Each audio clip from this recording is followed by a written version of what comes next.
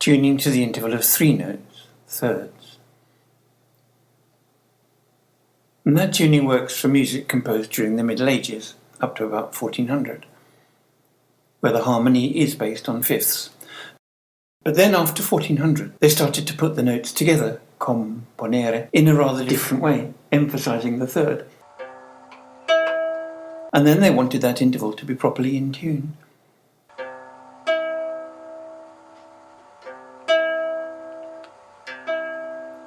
But since it was markedly lower, flatter than before, all the fifths have to be squeezed together a bit to end up on the right note.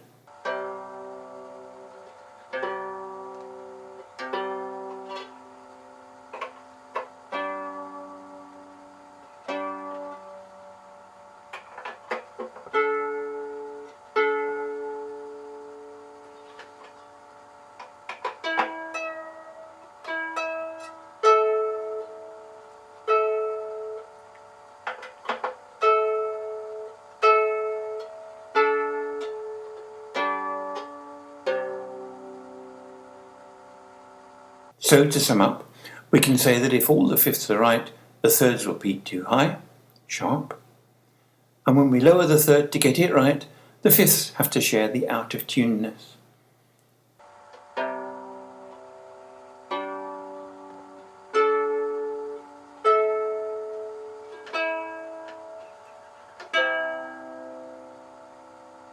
So the fifths are a bit too low, flat, while the thirds are right, and that gives a very agreeable feeling for the kind of music that was made using that tuning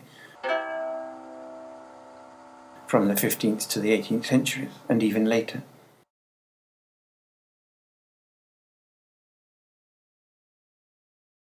During the Middle Ages, the fifths are pure and the thirds are horribly sharp, high. In Renaissance tuning, we make the thirds pure and then the fifths are a bit flat, but only 1/4 as flat as the thirds were sharp in medieval tuning.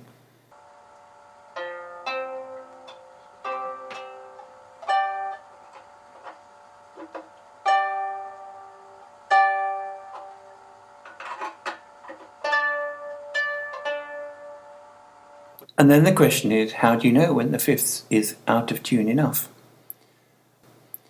And it was a 16th century Spanish organist who said, "You know when it's right because you feel, it's right, no it isn't, yes it is, no it isn't." So it's just a tiny, tiny bit out of tune.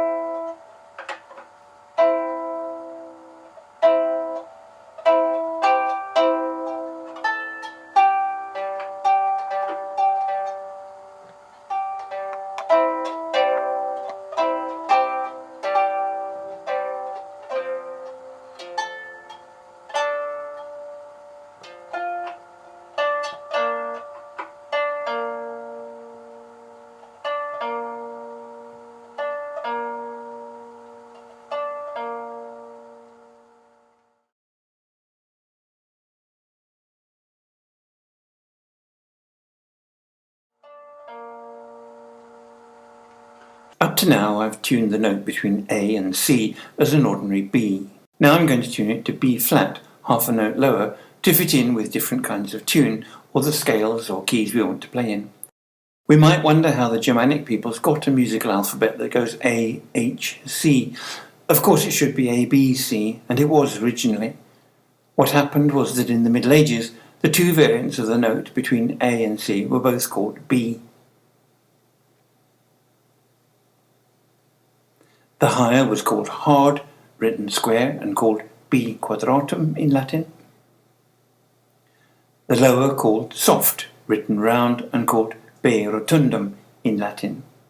The problem came when they wanted to print things, because the printers didn't have a type for the square-shaped B, but they did have an H that wasn't being used in music.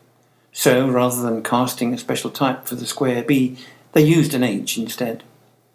We can think that the note which music teachers call H is actually a B, just a hard one, so we can think of the letter H as an abbreviation of hard B.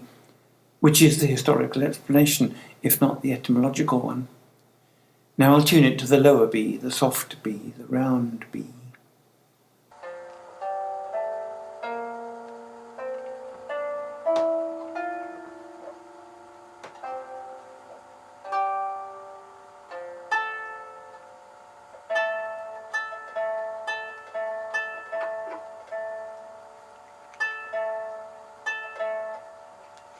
I take the B as a pure third down from D.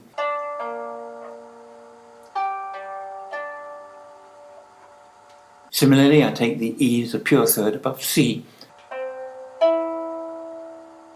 And whenever we say pure, it's an objective purity which feels calm, the point at which the sounding together of two notes is free of pulsating vibrations.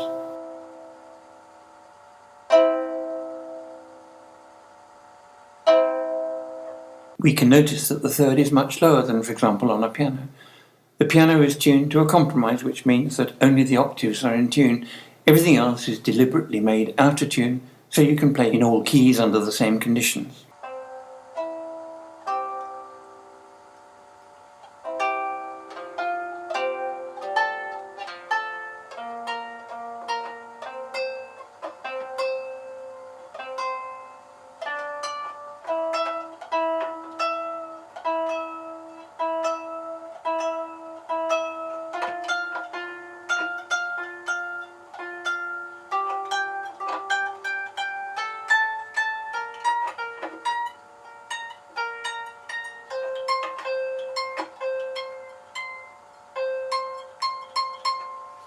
So we've looked at three kinds of tuning. One taken from the harmonium, which is the modern tuning, and which means that you can play in all keys on the same conditions, but those conditions are that nothing except the octave is actually in tune. Then we have medieval tuning, which is what you need for medieval music, and a Renaissance tuning, which is good for Renaissance music, and for modern music, which doesn't use a lot of way out sharps and flats. Then there are Baroque tunings, but those only come into the picture when you have a lot of black notes, which you don't have on this harp. So for practical purposes on a simple harp like this, Baroque tuning is the same as Renaissance tuning.